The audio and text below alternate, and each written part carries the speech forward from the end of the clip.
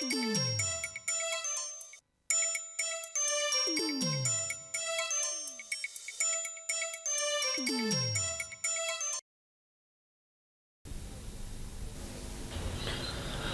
program is proudly sponsored by DT's Hotel, where every colour of the rainbow drinks, corner of Hyatt and Church Streets, Richmond.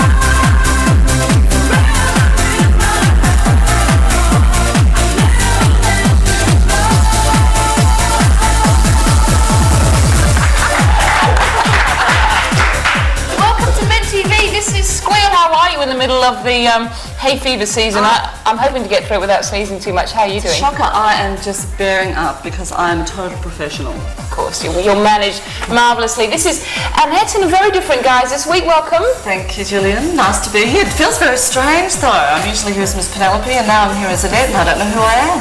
So you haven't got the wig to hide behind? No, I haven't, unfortunately. Or the frock. Very plain, very simple and Melbourne.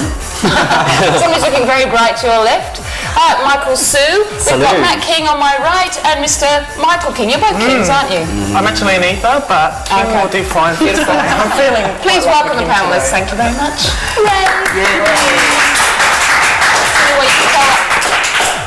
Okay, it's probably a bit hot in here. I think we'll have to razz some people up over there. It's been a week for things being lost and found, actually. A few dead bodies in the mountains. Just a few. Yeah, we didn't want those that way. And Crystal, glad that you've been found and you weren't harmed. But come home from Adelaide because we all miss you. She's in Canberra now. Is she? Yes, she's moved. Why did she go to Canberra? She's got the money. Really? Yes. Apparently she's in Canberra. It was in the paper today, so... I thought she was in Sydney, that's what I read, that she'd gone to Sydney. Look. There have been crystal sightings, she's like Elvis. Maybe we'll be having competitions. Have you sighted crystal today? She gets around it, but somebody we've had in our town this week, huge celebrity from the US, is Judge Judy. I think you've got a... Yes, well, you think you hate somebody, but you find out that, in fact, some people have a lot more fans than we think. Judge Judy was apparently in Brisbane this week on a literary lunch, among other things, and it's just quite amazing the adulation that she's received from some people. Have a listen to this. Okay. Yes. A woman yelled out, "I'm going to marry your son." I mean, not only is she a fan of Judy herself, she actually wants to get into her family. And Judge Judy told her to send him a letter. So she's very quick with the quips. Well, it worked for Bridget Nielsen, didn't it? Isn't that how she bagged Sylvester Stallone? She married me. No, she sent him a fan letter when she was, nothing more than a mere supermodel with normal-sized breasts. And then she had them inflated? She must have sent a photo or something. She did send a photo. So she, in a way, she was probably a mail order bride. Anyway, back to Judy. Sorry, it was thrilling stuff. We'll postpone our Bridget show for a couple of weeks, I think. Hundreds of fans passed Judy's table, some holding as many as 6 books to be signed. She smiled at them all and welcomed them and thanked them. A pregnant woman puffed as she climbed the 3 steps to the stage, but Judy had absolutely nothing to say about that, surprisingly enough.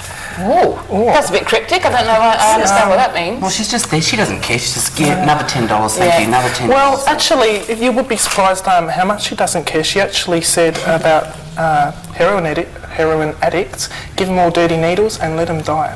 Quote, no, she didn't. She did. I don't understand why we think it's important to keep them alive. So, well, I'm going to have to sell my 6 books then. Mind you, I think we're getting a little bit of coloured reporting here because I did detect a little note of cynicism in your voice as you were reading this article. You're not a big fan of Judge. You don't believe it? Let's just say I managed to catch her, not necessarily by choice. The thing I find fascinating about that show is that she is so totally upfront.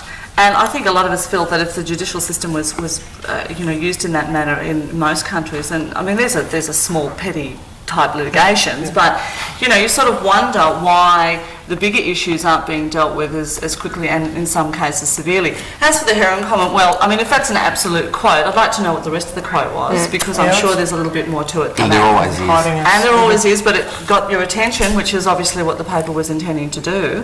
Do you think you don't think it's what she necessarily intended to do? What? To get our attention in that way. I don't think she said that to get our attention. I don't think she needs any more attention than she's already got. I mean, she's got a successful TV show which is screened here, which a lot of people watch. Her husband's got his own court show now as well. Probably kids will Who's have her one as well. husband? It's not the Joe Brown, is it? No. I'm so disappointed about that. I think that would have been fantastic. Wouldn't it? Where's her husband on the other channel?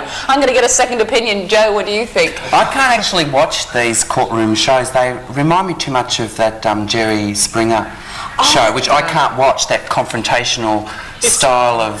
One thing about Judy, though, is very fast. The cases are dealt with. Well, the television has to be. But at the same time, it was interesting, when she was on a television show earlier this week. Can we mention them on here? Yeah. The panel. She was on the panel, which I'm sure a lot of people saw.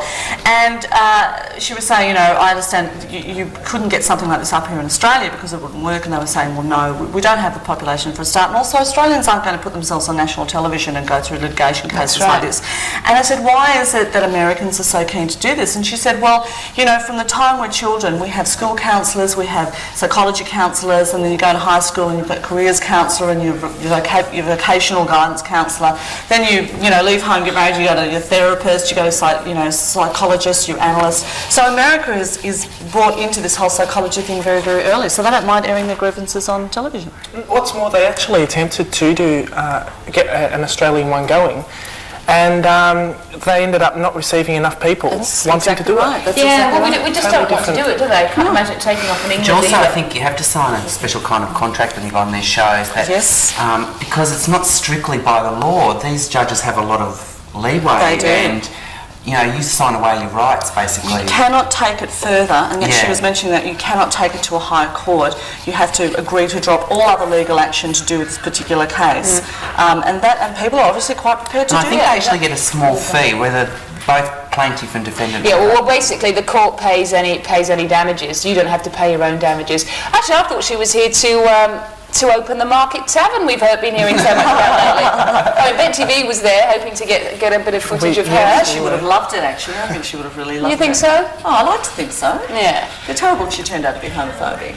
Well, if she's saying that about heroin addicts. Anyway, let's have a look at the Market Tavern, which is now open. Hooray! Yippee. And just stick on that footage, will you now, please? Anytime soon, we'll be fine. Now. That's okay. It looks lovely. In fact, there we are. Aren't we having a great time at the market?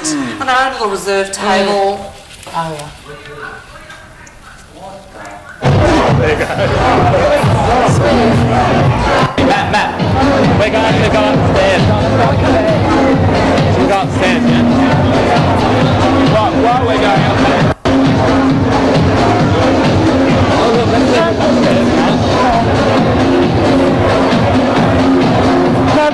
These stairs look a little bit familiar, and yet at the same time they look quite different. They look a bit different.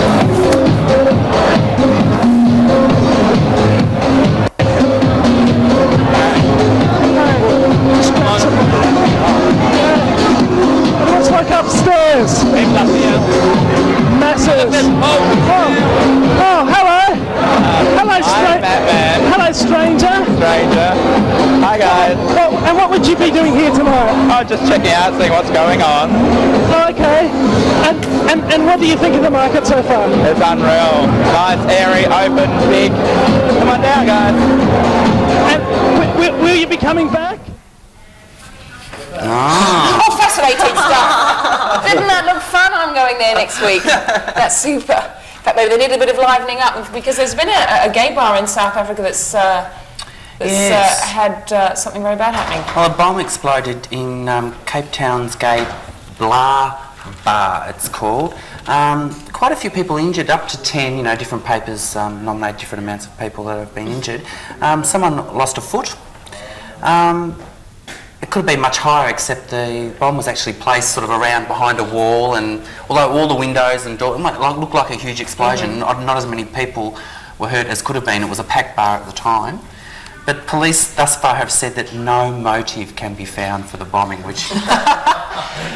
In South Africa, you see, they're so used to racial stuff. They think, well, they weren't black. What was the problem? Yeah, exactly. And I think I was of course, they've got the bloke that bombed the Admiral Bar in Soho, London, back in April of this year.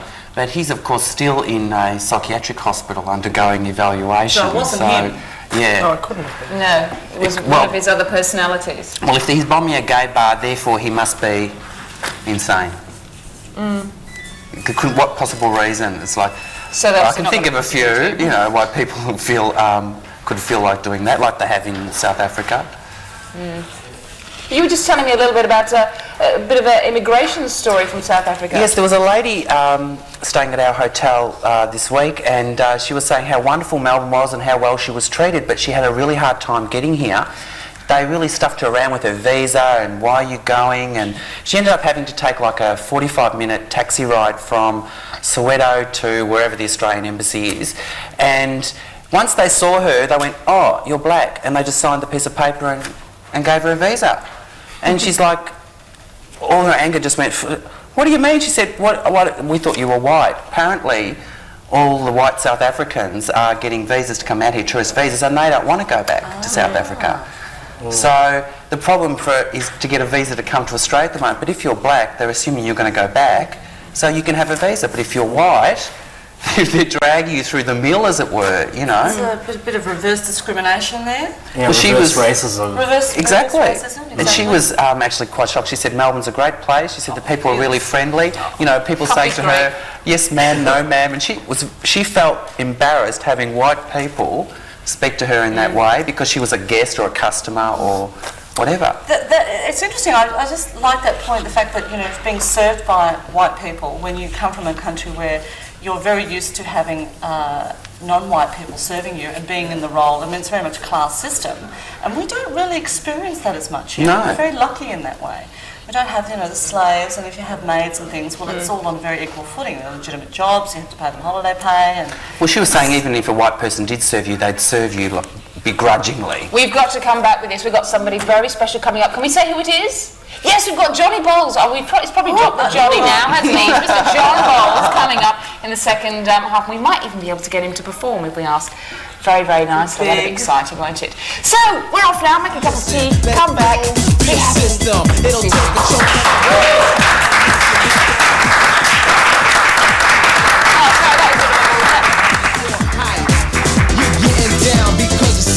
just your type. GM.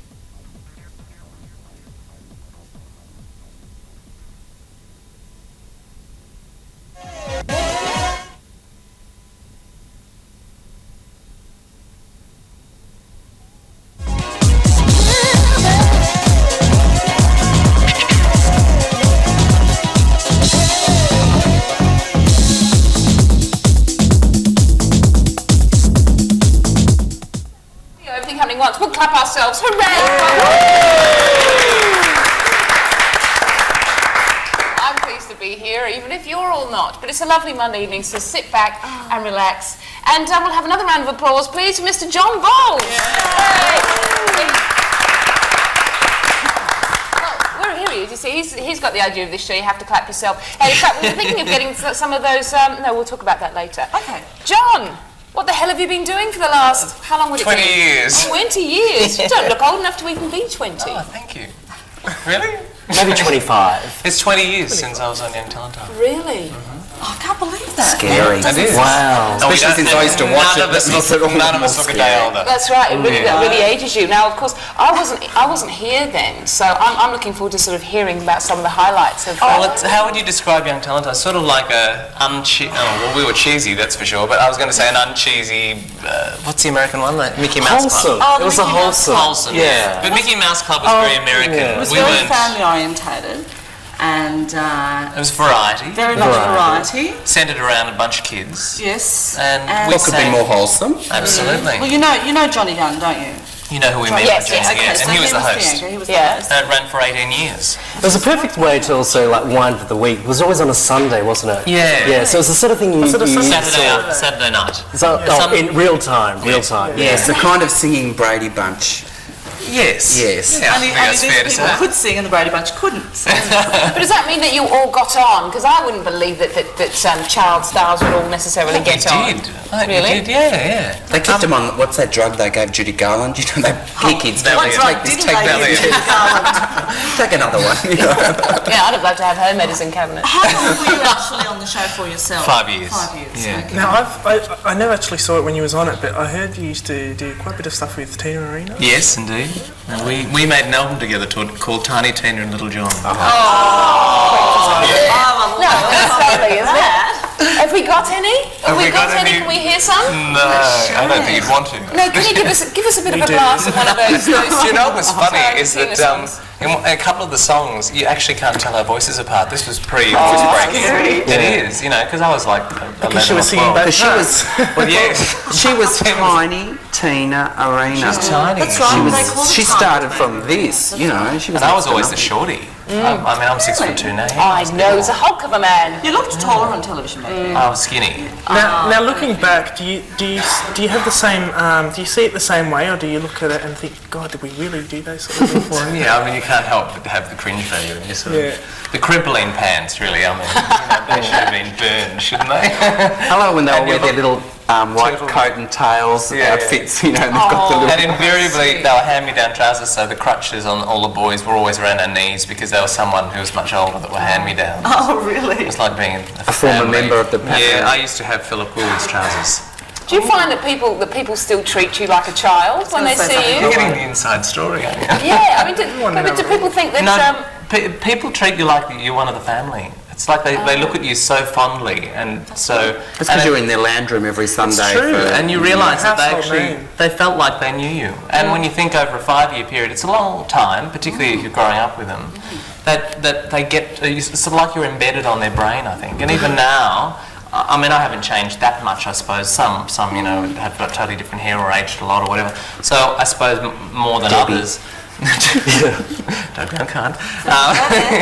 But I think they sort of they look at you and it's like, oh my God, and it's almost like they want to go up and hug you. Or Would you like to ever see a return of it, like snippets of it come back? You see in Rage the snippets of like Countdown coming in. Well, I thought it was this on year, Foxtel. sort of. it is. There's bits of it on Foxtel. I haven't seen Do you it. get money for that? Anyway. The readers. That's what we want to I know. think there was some money in it. John, you're actually, am I right, you're putting together a Documentary, doco yeah. on Young Talent Time? Well, basically, you know, if we look back to when we were kids, if we think about kids on television, invariably the ones popped in mind are Brady Bunch or people like that, and they're American. But when you think there was 40 kids in Young Talent Time, and we know them so intimately, and yet no one's ever spoken to them about anything. Well, I personally didn't watch Young Talent Time. Well, you missed out, didn't you? I did. So I think Benny Hill was decided- on at the same time. I decided that I would put it to them and to say, look, the idea is, you grew up on TV. Are you glad you did? Did you enjoy it? How did it affect you? Was it a positive experience? What about has it changed your life for the good? Or What about a new edition of it with kids today? Do you think I'd it would love to work, think. or- I'd love to think that it would. I mean, we're losing Hey Hey Saturday. I think we're losing a whole genre of programs that we feel really fond about. Yes, I was going to say it's interesting. Young Talent Time went for 18 years. Yeah. Hey Hey has gone for 25. It's unusual that a show can actually last that long and remain very successful. I think anywhere in the world. Yeah, I was They going to say, it both wouldn't did. happen in England. We should be no very way. proud of the fact. I don't Yeah. know what you think about those two shows. You should be very proud. Whatever of you the can fact say that about they Daryl, lasted. yeah, he's actually done something right Yeah. along the line. Absolutely, and Johnny Young as Young, well. yeah. I mean, he's still doing lots of things. I think with Foxtel and other things. I wonder, it's also about the Australian people, whether they're particularly a loyal nation. You know, you like to associate and you enjoy that. I think Nice to think it's so. the baby boomers, isn't it?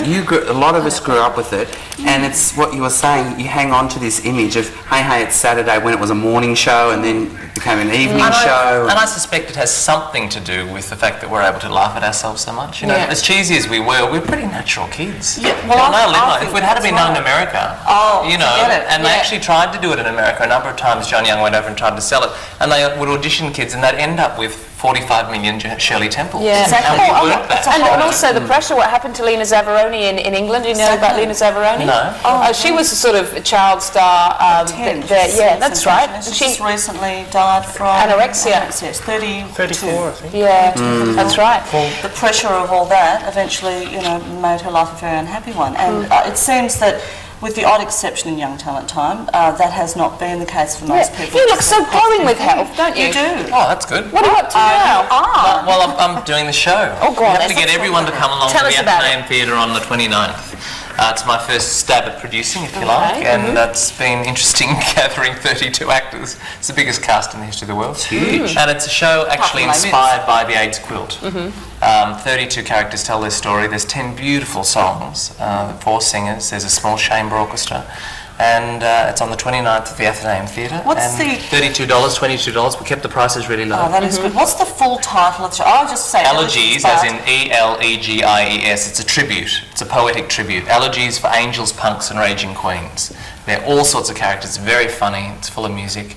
And we've got John Wood from Blue Healers, Amanda Muggleton, Brooke Satchwell, Jane Turner. Jane Turner from Comedy Company. Annette, of course. I mean, not as Miss Penelope, just as myself. Opal Ross from Rent. Amanda Richard Muggleton, Grieve. did you mention? Richard Grieve from Boy from Oz. Oh, so you're not on as Miss Penelope, you're on as Annie. No, I'm actually doing a character. Serious character. It's a character playing character. It is not a black comedy. It's a comedy, musical comedy, and it celebrates the life of people living with and affected by HIV. When you talk about HIV, you think it's going to be really sad, but it's everything. not. It's a bit of everything. Yeah. There'll be a few tears, but there'll be a lot of laughing too. I mean, I think I read somewhere that you actually cried after you read the script. I did. It's funny. People very ring up affecting. and have them on board as far as casting. They say, "Oh, what role am I going to be playing?" I go, I'll flick through it again. And I read it. And I start reading it, and you're tearing up because some of them. So it is going to be sad then. Oh yeah, but there are roles that are absolutely outrageous. And the songs, from what I know of, are terrific. And the final song, where, if I'm not giving it away, everyone joins in, is a gospel song. It's a fabulous song, and it just is so uplifting, which is what really, I guess, the whole thing about elegies is about. It's a tribute. Celebration. Yeah. From other people who've produced the show, apparently at the end of the night, there's a bit of a reaction from the audience because they're so moved. Yeah, and it is based on stories of the quilt, isn't it? Yep, and we're having a party in the foyer afterwards. It's a bit of an industry party. A few songs, everyone's going to have a drink, so it'll be a good night. $32 or $22 concession. And all the money is going to the Victorian AIDS Council. That's fantastic. Tennis player in the middle. Sorry? No, go on. Have we said everything? Have we got it all out? No, Gillian's playing a game in the middle. It is part of National AIDS Day, isn't it? Yes. National AIDS Day celebrations. Yeah. She does more than I I I've done She does really well. Which, by the way, is the AIDS Walk on November 28th down on St Kilda Foreshore, 10 a.m. Don't forget that one. And then you've got Elegies on the 29th. That's right, and you've got World AIDS Day on the 1st of December. And sell ribbons. The Victorian AIDS Council is still looking for people to sell red ribbons, so please call Victorian AIDS Council. I'm telling you, there are so many volunteers in there that are doing so much good work. I'm working out of the Victorian AIDS Council, and I tell you, they work their tail off. So. Yes.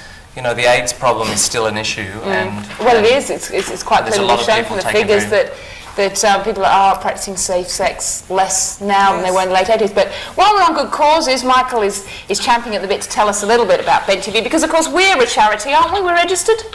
You can donate to us and get it written off for tax. So yeah, that's right. You can. Bent TV has actually come a long, long way over the years. I think its inception in 93, 94. You may have seen some old new faces that have occurred over the years. Some of the most positive changes that I've witnessed is that we now own a lot of our own camera equipment and AV equipment. We have easy access to entire edit suites. And there's definitely a good blend of fluffy and light programming, as well as a lot of sort of serious stuff. It's good to see that we have a home now here at 32 Lonsdale Street in the city with a studio where we're broadcasting now live to tape. And the main thing that I want to say to new volunteers, new members, is if you come in, take the initiative, take the step, gather the people together, go out, shoot your programs, and come in. We certainly need We're actually people. going to go and see something right now, because we've been told that we're going to see the very exciting bit of the Market Tavern, the opening. Here we go. It's all live. It's all happening now. Oh, there. He goes down on Mike. He goes down on Mike. Fuck off. So rude. Come on. Matt, come on, Matt. Come on. Let's get this grooving in. Okay. Oh, look, there's cameras. Let's look at the cameras. Here's our celebrity, Legore. Oh, wait, just be a second. Finally got Paris on Bent TV. We had to come to her, of course. Say hi to Melbourne. Darling, you've made a mistake. It's not Paris, it's Rita. Oh, why did I say I'm the bitchy one. I knew that, Rita. Why did I say that? You two are always interchangeable, though. You like bookends, but sort of upside down. Oh, no, look, it's very hard to tell us apart sometimes. I'm actually the drunken, bitchy one. I actually had my photo taken with you at a warehouse party once, dressed in army gear, and you two were in patent leather. Yeah. Red, one and black. Yeah. Are you enjoying the opening of the market? I enjoy every opening, don't you? Come on, That's a leading question. We're going to go and have a look at the tunnel. It's the tunnel. Oh, the tunnel, yeah. There's drink lockers in the tunnel. They're fantastic. Get your own key. Here we are talking to Rita, but we can't say the word eater. And the market, come on, let's go have a look at the tunnel. Say bye, Rita. Say bye, Melbourne. Goodbye, Melbourne. Oh, that's wonderful. That was looking more exciting. I think it's going to take off that club. We want to say very much thank you to our new sponsors, DTs, and to Dale, Chills and Bruce, and also to Cafe Design, who have donated this lovely mineral water. Cheers. Cheers. Next time, put some flavour in it, please, because we could do with a red cordial. Yes. But Johnny, you're coming back, aren't you? Not going? Indeed. No way you're going, because you'll be singing in a minute. Okay. So, see you soon. Cheers.